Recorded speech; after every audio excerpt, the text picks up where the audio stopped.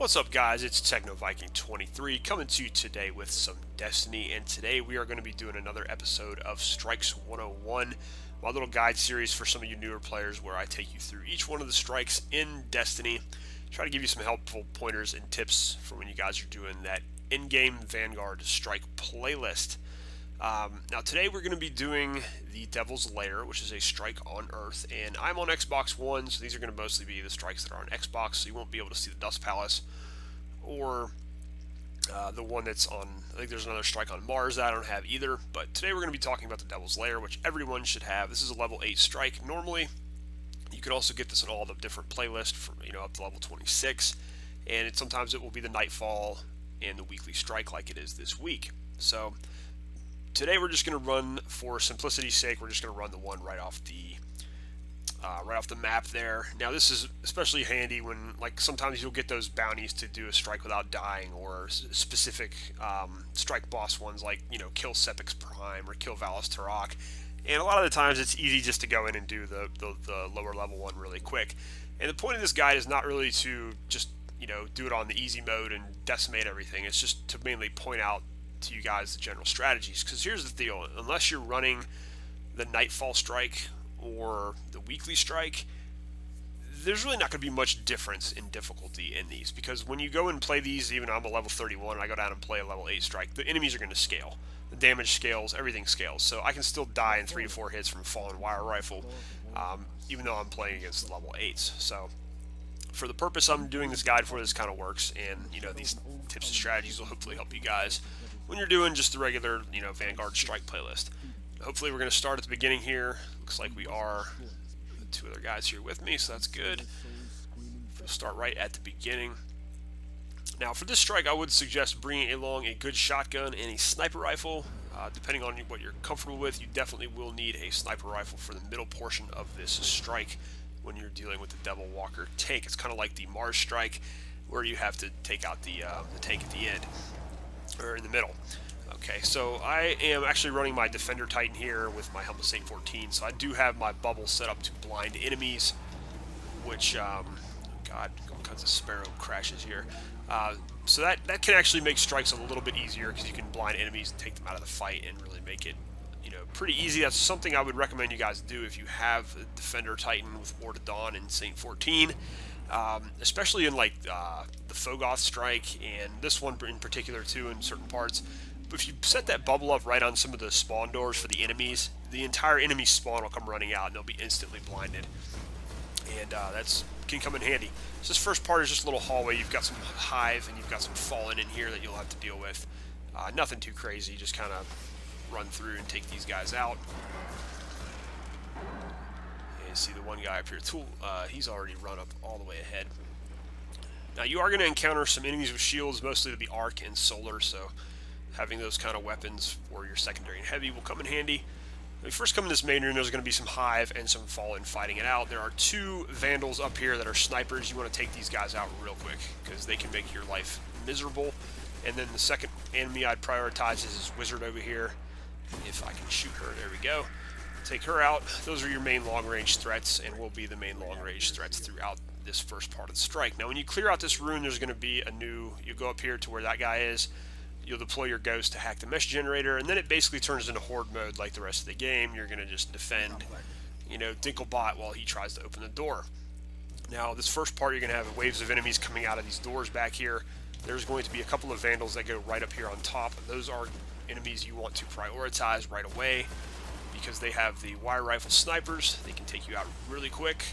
They actually do quite a bit of damage, even on these lower levels. So you'll get these guys, a couple waves of dregs.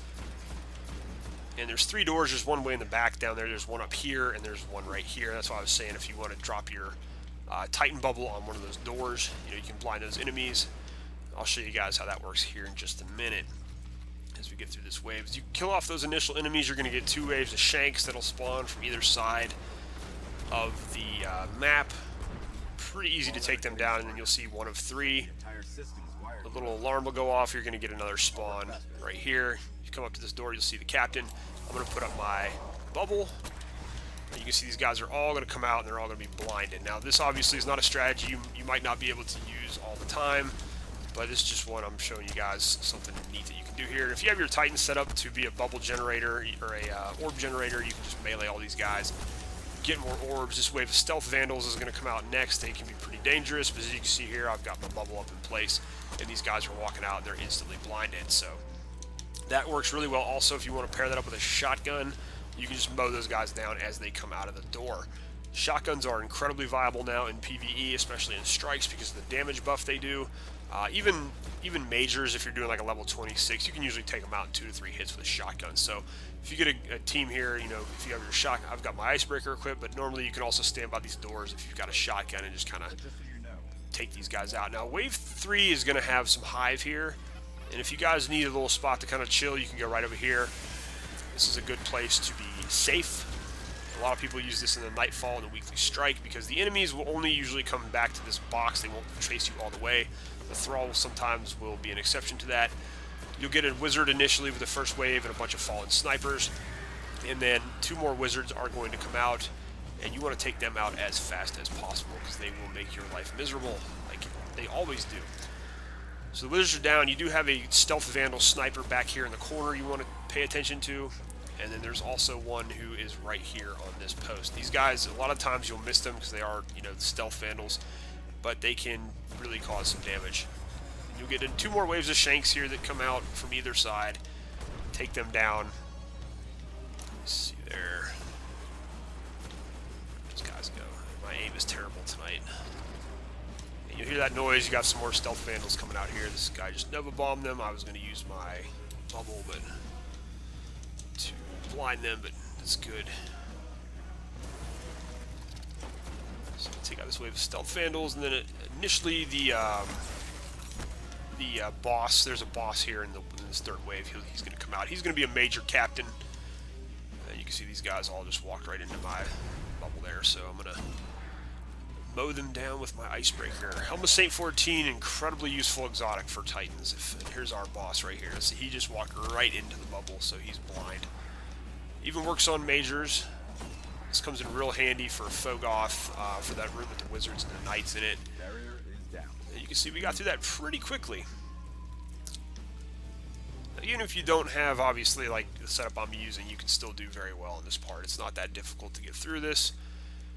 And if you're having trouble surviving this middle section, just use this spot over here. Don't hide behind the train car like a lot of people do and let the other 2 people do all the work. Actually stay out in the open and try to shoot things, but that's one spot you can stand in order to finish that room off pretty quick.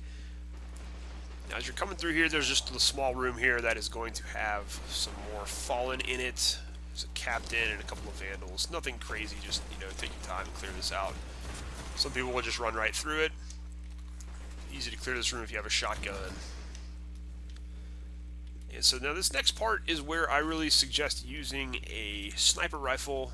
If you have Black Hammer, if you have Icebreaker, those will both do wonders here. A normal sniper rifle will work just fine too. I'm going to actually show you guys 2 spots that I use depending on the mood I'm in. Now you can stand up on this roof here where this guy, those guys are going. But there's a couple of Fallen that will spawn out of a side room. Okay, you see they're both up on that. There's a couple Fallen that will spawn here, a Captain and a Vandal. Every so often they'll come out and go after you. Now if you come over here behind these solar panels, just this rooftop in general, you can have a clear line of sight on the tank, and he'll shoot at you occasionally, but it's pretty easy to stay back here and basically just snipe at him. And he goes down pretty quick. But nothing will really bother you over here except for the tank. He's about the only thing that can shoot you back here. You can see here Icebreaker obviously comes in handy because it regens ammo. You'll see a bunch of ads that spawn down in the middle. This is one of the reasons you kind of want to hang back at first and shoot at this guy. Scout Rifle, this is also why I use Scout Rifle here, because if I run out of ammo and want to let Icebreaker recharge, I can still actually reach out and hit this guy with my Scout Rifle. Trying to see what his health is. So this is one spot I recommend staying in if you want to take this guy out pretty easily. Now let me show you real quick while those guys are still shooting. I'm going to go over and show you another place that I like to go. Sometimes if I'm feeling a little bit more action involved here, you go up to this spot right up here. You want to stay right here in this area, kind of crouch down, and you can see you'll get a nice you can can get some shots on this guy. And most of the time when he tries to shoot you with his big laser, it will hit the wall. Or if you do see the red laser shining in here, then you want to run, just back off a little bit back over here, and you won't die from the huge explosion. And so this is another thing. If you're just using a primary weapon like an auto rifle or a hand cannon, you can sit here and still get pretty good hits on this guy. You see there, he's trying to aim his giant railgun, and he just shot the wall. So you're pretty safe up here. The biggest danger here is going to be from the ads who will try to shoot you, the Vandal snipers, and the dregs throw grenades up here. But this is a pretty easy spot. If you don't have a good sniper rifle, or if you run out of sniper rifle ammunition, you can run over here and still get some good shots on this guy. Now sometimes, see, the part of the problem is here, everybody came over here. So you've got both those guys, and now it's kind of hard to hit him because he's hiding in the corner. You can't really get shots on his legs, which are his vulnerable points. This is why it's good if you have a teammate, have one teammate here or over on that other roof I showed you, and then one person over here, because that makes the tank have to constantly change sides and walk back and forth and have to constantly kind of open up his legs for attacks. If everybody kind of gets in the same spot on a strike, it can really make it more difficult because the boss just has to focus on that one area. And you can see there, he's down. Pretty easy strategy on him. Shoot the legs, blow the legs off, and then take out his little spot, the weak point he shows. If you want, you can clean out some of these ads. Now, if you are staying over in the back here and you try to make your way to the door after the tank is destroyed, there's going to be a ton of ads usually down in this area you'll have to watch out for. So just keep that in mind. There is actually, see that guy's going up there, there's actually a ghost back up there, a dead ghost if you want to find it. And when this door initially opens, there'll be a little pack of Fallen that come out. You take them out pretty quickly, no big deal there. So now we are heading up into the main part of the strike. This is the Sepiks Prime boss fight. A couple of ways you can deal with this here. If this is a weekly or a nightfall, you're going to want to hide in, there's a room you're going to want to hide in. You initially get here, there's a bunch of ads kind of around Sepiks Prime. You'll take them down, and then he'll finally spawn and let himself be damaged. So right, take them out. There's Sepiks Prime right there. Now, if you're doing the weekly or the nightfall, a lot of people will hide back in this hallway and shoot through the window. It can take a while. Now, his weak point is right in the center, like typical servitors, and he will periodically teleport around the map. He'll go back to the back of the map and just kind of all around the place. Now, first little wave here, you're going to get a wave of shanks. When you do a little bit of damage, they're going to come out of these side doors on both sides, all the way at the bottom, and then all the way on that side as well. These are really no big deal, just take them out. If you're using a Defender Titan with your Force Barrier, you can actually create a couple of orbs really quick here, smashing those guys.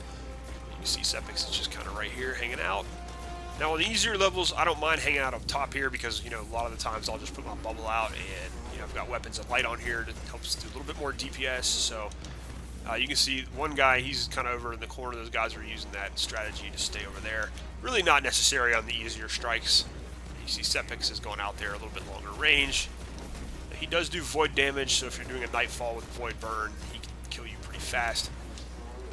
Fallen here really aren't a big deal unless you're doing a weekly or a nightfall. Now, one thing to point out real quick, guys, if you haven't done this strike before, there is a gold chest right here in this area. That is the 5th gold chest on Earth.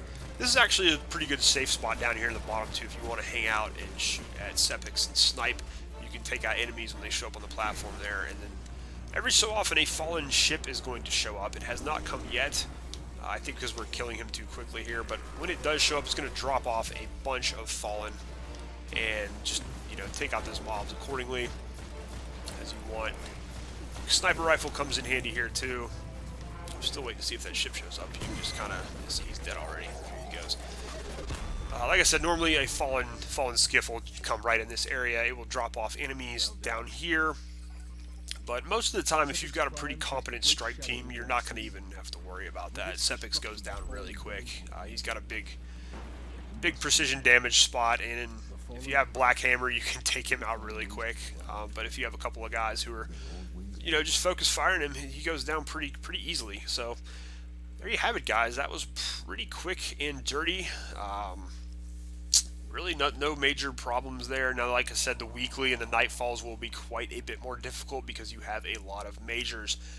The weekly this week is the Devil's Lair, and there are 4 or 5 major Reaver captains that can just be a complete pain in the butt and make it really difficult. So obviously you're going to have to deal with that on the harder difficulties, but if you're just running the Vanguard Strike playlist, this strike is pretty easy and really no big deal.